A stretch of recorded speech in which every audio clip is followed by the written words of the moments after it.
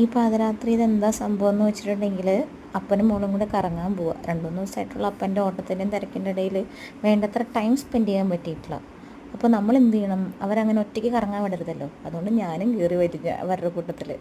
ഞങ്ങളിവിടെ ഒറ്റപ്പാലം 19-ാം മൈലിലാണ് താമസിക്കുന്നത്. അപ്പോൾ ഞങ്ങളുടെ അപ്പാർട്ട്മെൻറ്റിൽ നിന്ന് ഞങ്ങൾ നേരെ ഇങ്ങനെ പോയിക്കൊണ്ടിരിക്കുക. ഇതൊക്കെ ഞങ്ങളുടെ വഴിയാട്ടോ. ഇതാ ഞങ്ങൾ ഇവിടുന്ന് നേരെ മെയിൻ റോഡിലേക്ക് എത്തി.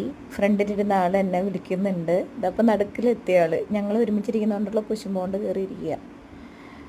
ഞങ്ങൾക്ക് കൂട്ടിന് അമ്പുലിമാമനുണ്ട് മുകളിൽ. എങ്ങോട്ടാണ് പോകണമെന്നുള്ള രീതിയിൽ ഞങ്ങളുടെ മുകളിൽ ഞങ്ങളുടെ കൂടെ തന്നെ വരുന്നുണ്ട്. ഇതാണ് ഒറ്റപ്പാലത്തുള്ളൊരു ഫേമസ് കോളേജ്, പേരറിയില്ല.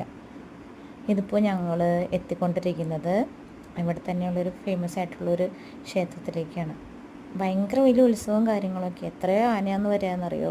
ഇത്തവണ വന്നത് പാമ്പാടി രാജനായിരുന്നു. ചെനക്കത്തൂർ ക്ഷേത്രമാണിത്. ഇവിടുന്ന് നേരെ ചെല്ലുന്നത് ഈ പള്ളിയിലോട്ടാണ്, ഞങ്ങളുടെ പള്ളി. ഞങ്ങൾ അവിടുന്ന് തിരിച്ചു പോന്നു. അധികം ദൂരമൊന്നും പോയില്ല. പോയപ്പോൾ കൂകി വിളിച്ച ആളിപ്പോൾ സൈഡായി. ഉറക്കത്തിൻ്റെ